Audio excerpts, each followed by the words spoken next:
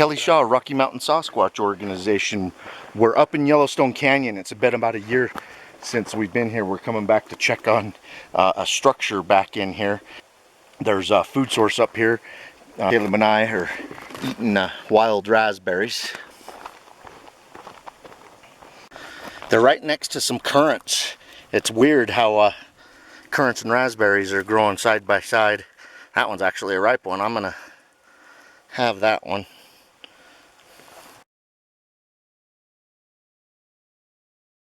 Going across there, if you guys can see that valley and that very next mountain, there's some structures over there that we come back to every year, sometimes twice a year, and we check out those structures. For several years, this was one of our favorite places to go Bigfooting, but the window here, we're up over 10,000 feet. We're at 10,300 feet up here, and you can't get in here until mid-July, and then by like November there's too much snow and you can't get up in here anymore. So, you know, a lot of years there's only 3-4 months out of the year that you can get up here.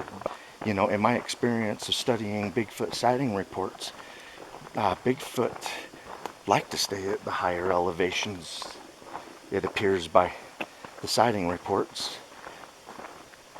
You know, there's always exceptions to the rules, but most of the sightings happen at high elevations. So this place around the Uintas, we're just at the base of King's Peak, which is like the highest mountain peak in Utah. So it makes sense that there's Bigfoot sightings all around here. The high elevation, the type of forest. I found several dozen footprints back here over the years, along with the structures. We've heard the vocalizations, and then that hair that we found 4 years ago.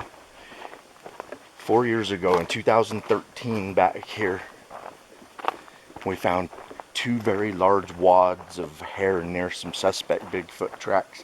And so far, between us and other professionals, we've sent that hair. We haven't been able to identify it, and I'll make sure I include that hair, pictures of that hair, in this video.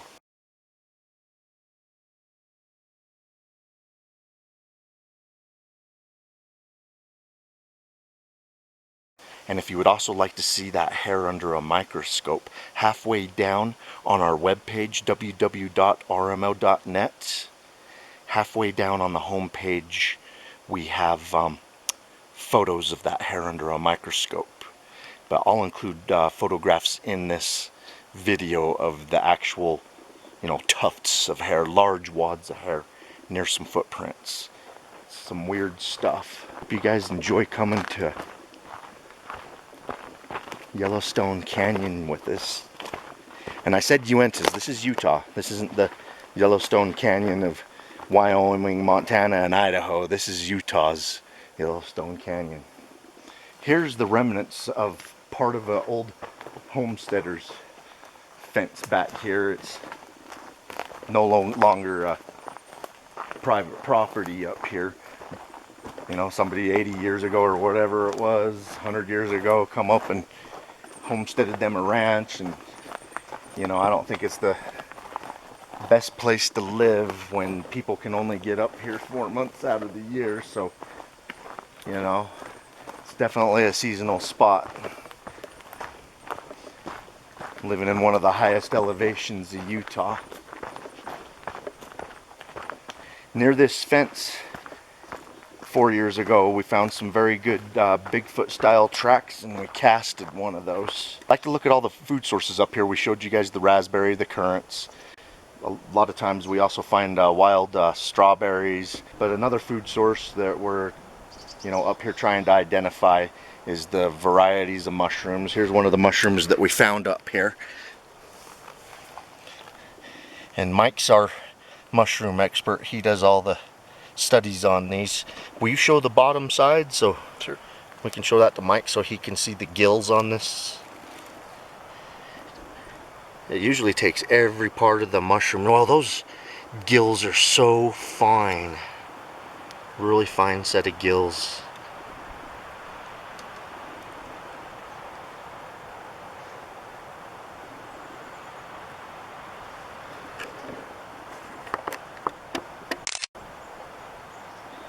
But if it's a potential food source for a Bigfoot, we want to know that. We want to know why there is Bigfoot sightings all over the Uintas. The Uinta Mountains of Utah, where we're at right now, has the largest concentration of Bigfoot sighting reports than anywhere in Utah. Some more mushrooms.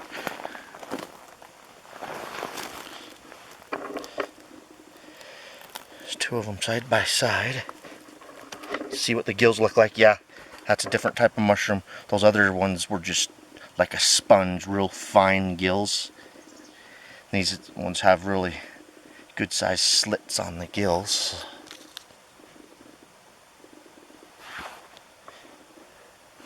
Look, there's another one coming up right at the stalk of that one. Oh, some more back here.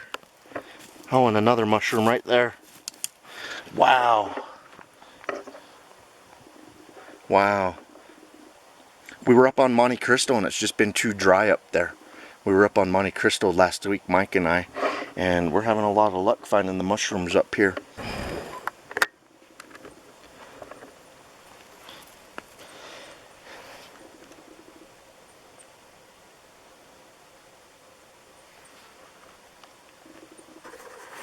We're getting close to where Brody found that weird hair 4 years ago near those footprints we was tracking. And of course, because we found footprints there in the past and we found the hair, it's a spot to check on, but it's the spot's up in these trees. We're gonna go walking around in there and seeing if we can find anything that might be Bigfoot related. We're out in a marsh area, so there's places right here for them to have drink, although they don't even have to come out here, because back in there about a mile there's several Mountaintop Springs. Caleb just found a freshwater spring. Another spot that the Bigfoot could come up and drink if it saw fit. A lot of algae in that water. Nice thing is there's no mosquitoes here. Wow. Wonder if the camera picked that up. Did you hear that scream back in there? Now that we found a water source on the opposite side of the clearing, the mountaintop clearing that we had to hike across to get here, and this is the area where we found the footprints in the hair, I want to start fanning out and see if we can find anything that could be Bigfoot related.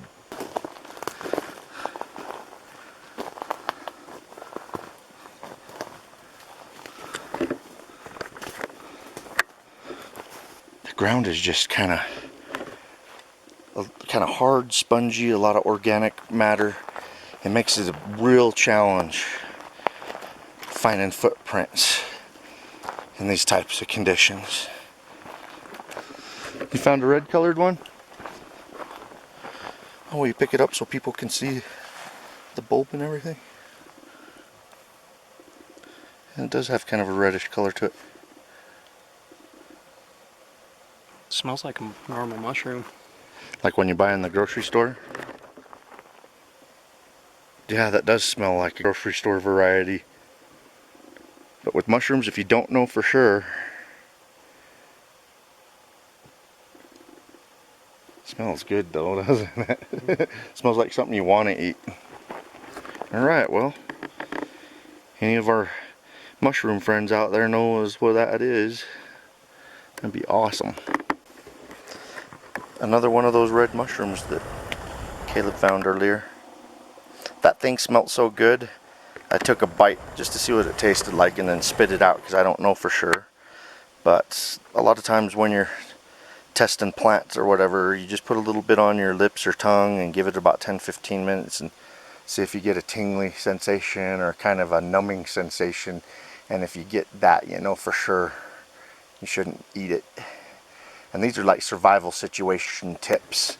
And then if you decide after doing those kinds of tests that it's something that you might want to try and eat, you just eat a very little and give it a half hour to an hour before you really start, you know, eating it.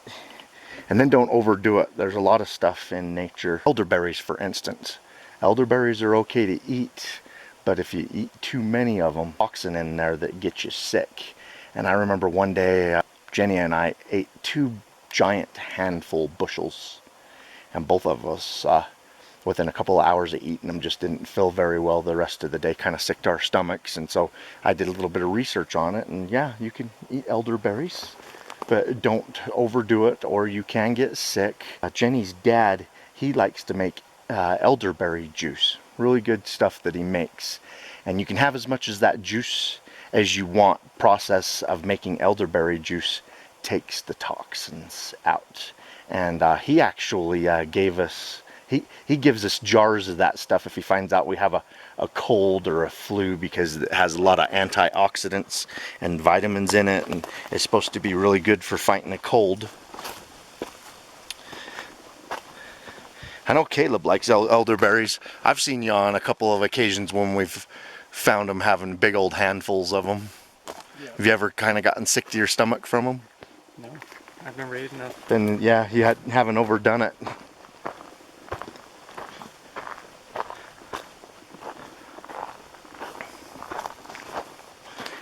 Now there's a lot of stuff in nature that you can eat, but you can't overdo it. It's like those Brazil nuts. They recommend you don't eat more than like 8 Brazil nuts an entire day, because then you might have adverse effects, because whatever toxins are in there, your body can't deal with more than 8 of those nuts in a day. Over there is where we need to be. We got to get across these rocks. This boulder field that we're making our way across. You know, whenever I'm making my way across one of these, you know, you can get hurt real fast in one of these. You would want to make sure you're not jumping on a rock that will rock back and you'll fall or get wedged in between. And here's one of the Mountaintop Springs I was talking about back in here. And I know there's a structure near this spring, if I can find it, if you guys can see that water.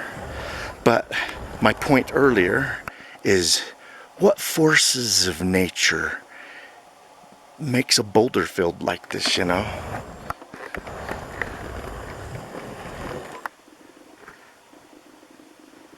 They're pretty cool. But this is another one of those barriers that if a Bigfoot wants to stay undetected and have some good resources, it's pretty easy to hear and see a person having to make their way across the natural barrier into your habitat. And it's across these boulders over by these Mountaintop Springs that we start finding our Bigfoot activity, if it happens to be here, and the structures that we've been studying the last 6 years back here. Almost across the boulder field into the spring. Our early days of Bigfooting, this is one of the first spots where we actually found some decent, what we suspect are Bigfoot tracks, is up here around this spring. And look at that, just beautiful clean water.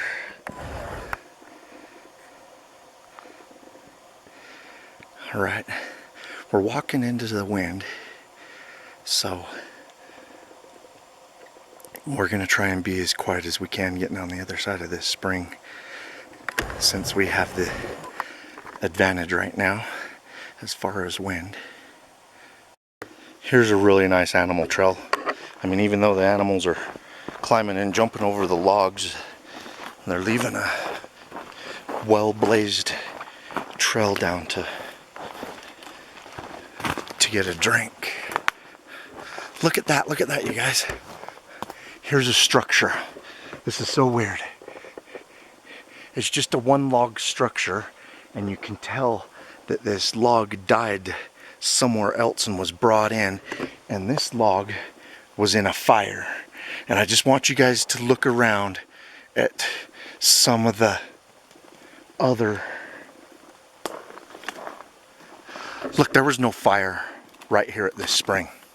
I mean, look, this is a old tree that it's leaned up against. And this tree has no fire damage on it at all. But something carried in a fire damaged log and put it right in the crook of this dead tree. That, my friends, is a suspect Bigfoot structure. And hopefully we can find the better ones up here that have many logs placed in the structure. This is so heavy. Yeah, here's Caleb in comparison to the log. And look, the log used to be longer. It broke at its weakest points. That log used to be 5 feet longer. Yeah, that's way heavy. And I'm looking for evidence that this tree grew here and fell over in such a lucky fashion, and I'm not finding a stump. There is no stump. This was relocated. Did you guys hear that? To the north of us, on the other side of the pond, I just heard a vocalization. Did you hear that?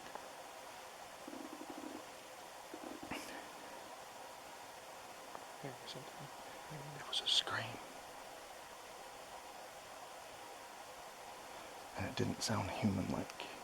I'm not saying it was a Bigfoot scream, but some animal.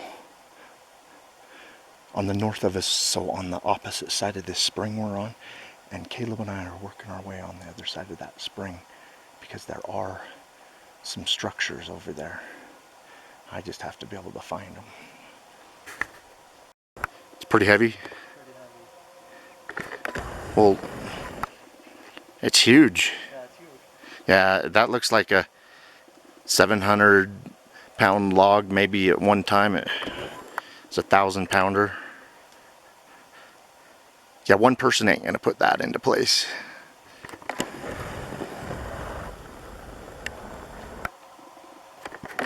All right, there's much better structures than that there. We're not saying Bigfoot did that, but it's weird how there's no stump, no evidence of that growing there, and that has burns on the bottom. Well, nothing else here has a burn.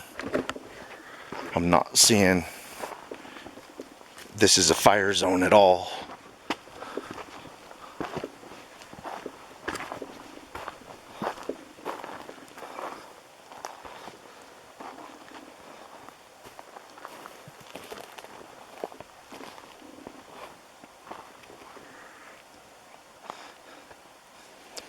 This spring sits about 10,500 feet elevation. So, a lot of you guys might call this a pond, but it's not being fed by streams. This is water gurgling up out of the ground. Beautiful, beautiful water source. Some years we come up here and there's just hundreds of frogs. And snakes hunting the frogs. Here's some mushrooms. Here's a yellowish type mushroom up right here by the water source.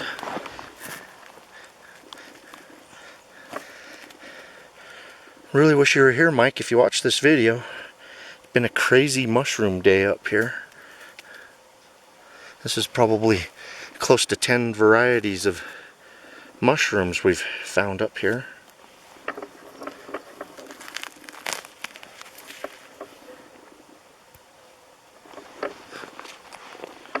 There's only been one mushroom so far I've been willing to taste. We find some morels. I'm 99.9% sure of what a good morel looks like, so I'm willing to eat some of those, actually swallow some of those. And of course in a survival situation when you don't have no choice, yeah, I'll be eating those morels. Alright, we're going to look around this spring for signs of Bigfoot, signs of other animals, structures, and food sources. You know, like the frogs. I mean, the snakes are up here eating them. Do the Bigfoots come and eat those little frogs by the handfuls? I guess at this point in time only Bigfoot knows. This is a really cool mushroom, just because of the colors and the size of it, up here by that spring. I'll let you guys see the gills on that.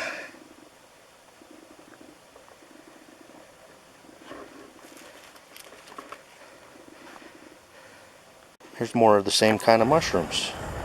I've already turned one upside down and I can tell these are exactly the same, so I'm just gonna leave these here.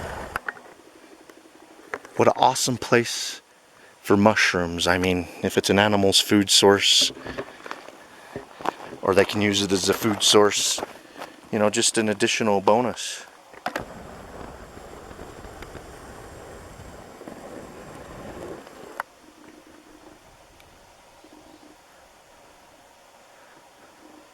Just because of the Bigfoot style evidence we have found in the past near this spring, I do believe it's one of their water sources when they are in the area, if they're in the area.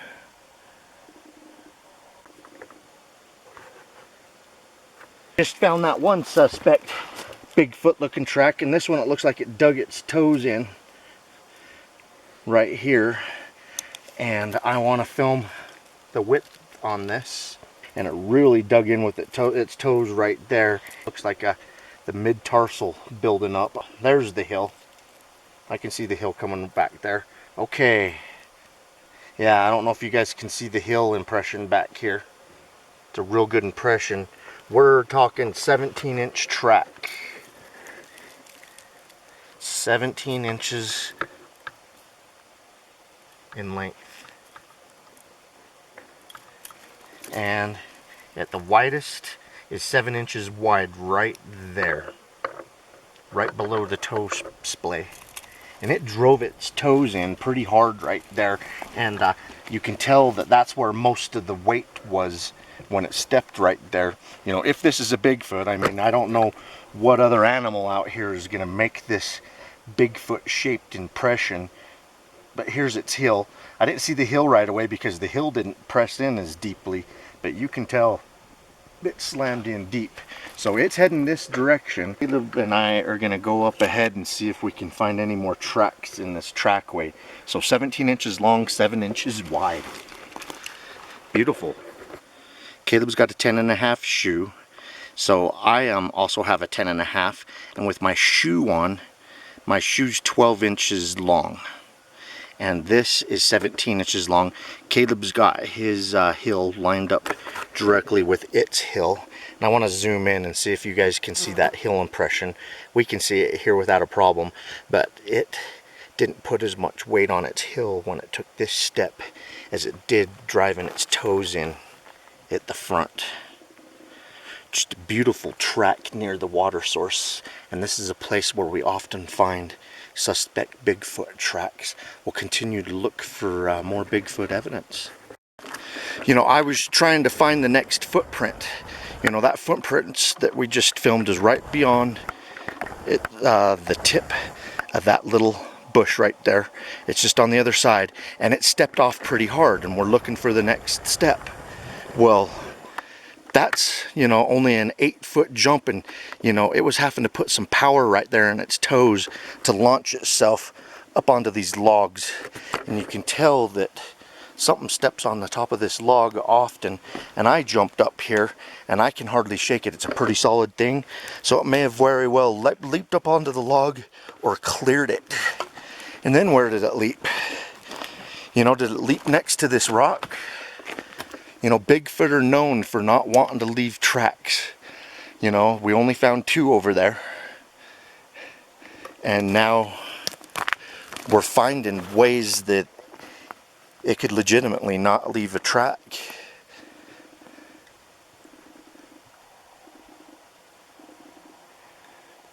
That was pretty fresh. That track's less than 24 hours old.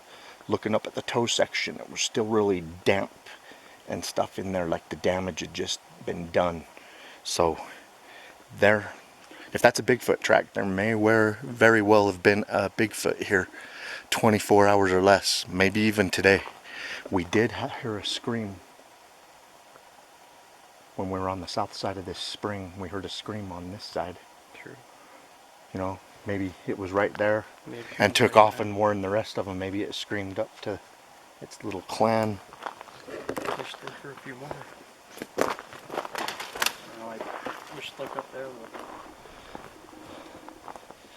Well, I want to look around the spring a little bit more where the ground's soft. Closer to the edge of the spring, it's softer and moister, and it'll accept a footprint. So let's look around and see if we can find where they're getting drinks of water. Now that we found a couple of what look like footprints to me, you know, there's a lot of damage right there. It's not a definitive print, but it looks like a flat foot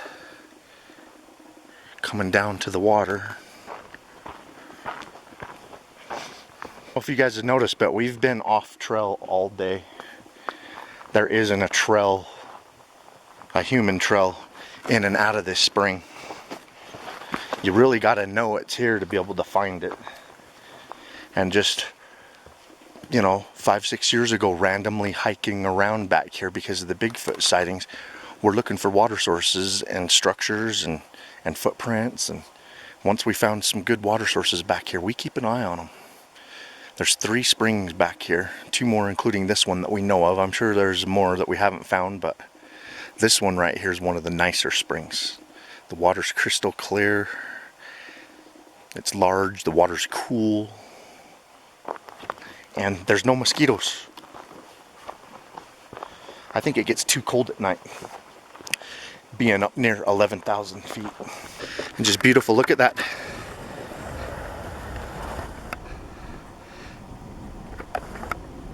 That mountain right there is over 11,000 feet tall.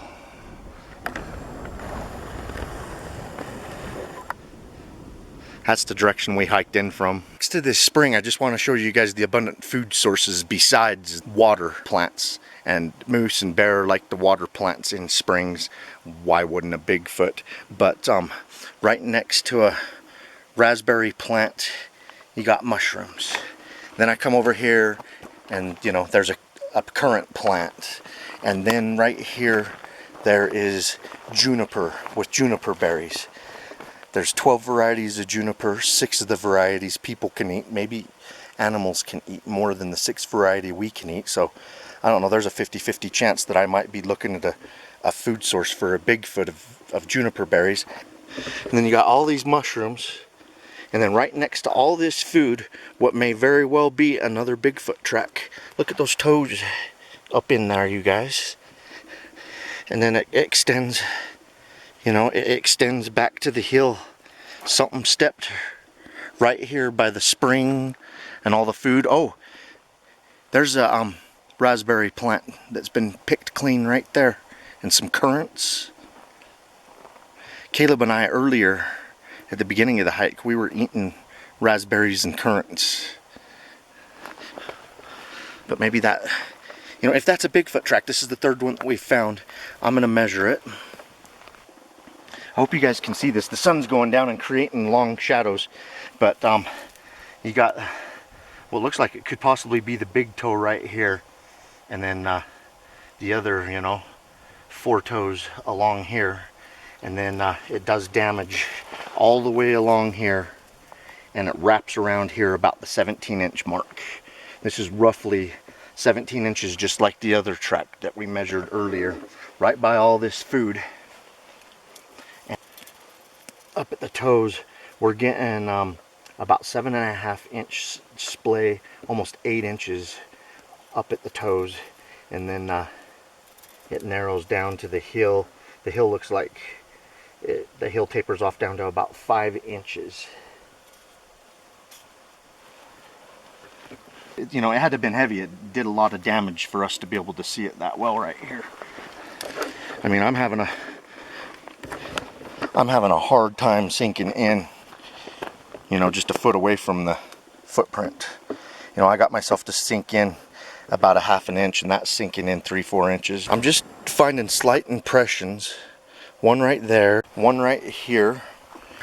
Hope you guys can see that. And I put my toes right over its toes, but it steps right there. Oh, but anyway, it may be coming down to like this rock edge.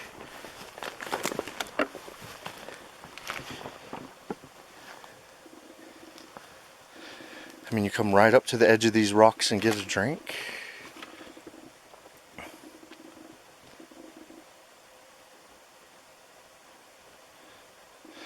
Just a wild hunch Bigfoot needs water. Not saying the Bigfoot eat these, but more mushrooms near the footprints, the water. We found raspberries and currants and junipers.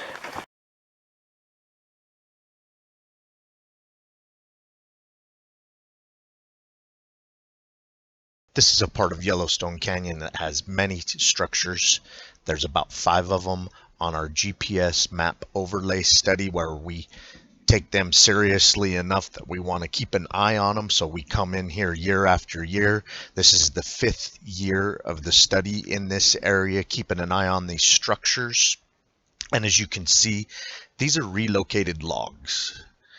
These don't have a stump or a root system nearby and just fell like this. As a matter of fact, this is one of my favorite structures in the area.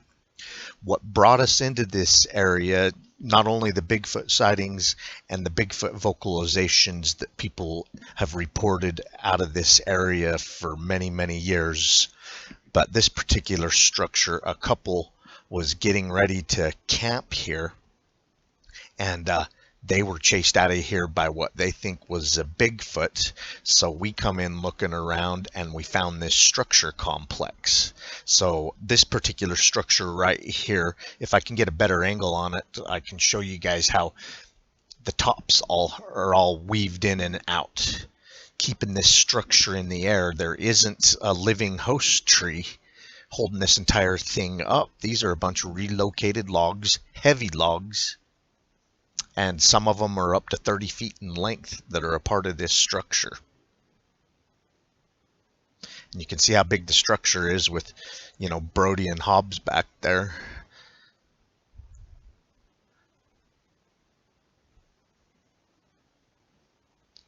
All right, I'm going to take you around and show you some of the other structures in this structure complex.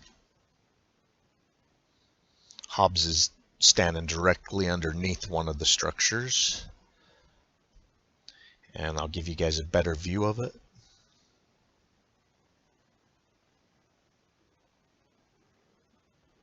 You know, I'm not saying all of these or any of these are Bigfoot related.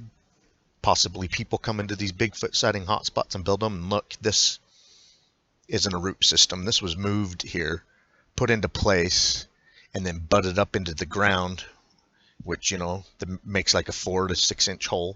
That one was really relocated. It's easy to see from here. So yeah, about 7-8 years ago, we started, you know, in our group saying, gosh, we find these structures when we go into these Bigfoot sighting hotspots. You know, often we find these structures and off trail, and right now, you know, we're several miles off trail, about 4 miles into the bush, no trail, no roads, and we're finding these structures, you know. So did people make these? Well, one thing in common with these structures is we're in a Bigfoot sighting hotspot. Are the Bigfoot building them? Are they sending a message to each other, us? One of the things that we notice about these structure areas is this structure area that we're in, and I'll take you to another structure in here. Here's another one. All of these structures are within about 50 yards, but our map overlay study, we've studied about 5 places that have structures in northern Utah in the middle of Bigfoot sighting hotspots. When we put them on a map overlay, they're usually triangle shaped, and they surround reliable water sources, and they also surround reliable food sources. There is raspberries, strawberries, acorns, pine nuts, Oregon grapes, what we like to call Bigfoot cabbage, an edible form of milkweed, and then just a plethora of mushrooms different times of the year. Actually, usually every time we come up here, there's mushrooms. Just an amazing spot to look for Bigfoot and study the structures.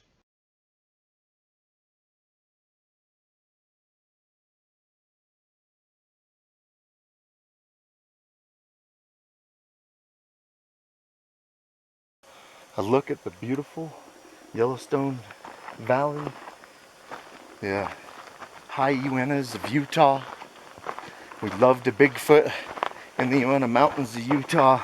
These are our stomping grounds, these northern locations of Utah. So we know them really well. We've been camping in them our whole lives. And I just wanted to show you now that we got a good vantage point, you know. Some of the higher mountains, some of these mountaintops are 11,000, 12,000. Kings Peak's well over 12,000 feet up here. It's September, and on the mountain peaks, some of the highest peaks of the Uintas, there's still snow from last year that hasn't completely melted off. And 4 years ago, when I was camping here in the end of August, it snowed on us a couple of nights. So we're at the time of year where it can be snowing again at any given time, day or night. So there was record amounts of snow here and in Idaho this last winter, and some of the snow has made it to the next year. So a 1-year glacier right there. Just stays really cool up this high. And that's another one of the reasons why I think Bigfoot likes the high elevations. Just like the elk like to stay where it's cool. There's usually not mosquitoes. You're not overheating. You know, a big hairy creature. I mean, no wonder the Uintas is a mecca of Bigfoot sightings in Utah. The most Bigfoot sighting reports. It's nice, it's cool, and as you guys, if you guys watched this video all the way to the end, you guys saw all the countless food sources and water sources up here that we've been pointing out. And heck, a moose can eat twigs of certain species of trees, and they can eat pine needles. If a Bigfoot can indeed eat pine needles, I mean, look, there's a smorgasbord of food for endless miles in front of us. And I have to say that for the naysayers that say there isn't the food to support a creature like that. You don't know what that creature may be eating. There may be plenty of food. Food may not be the problem at all for the creature. We're in a spot that just is full of raspberries. Me and Caleb's probably eaten maybe 10, 20 raspberries each. They're hard to find. This place has already been picked clean by the animals, but they've missed some. Or they just left them behind because they weren't ripe at the time, but we're finding plenty of ripes. Good stuff, huh, Caleb? Yeah, it's good.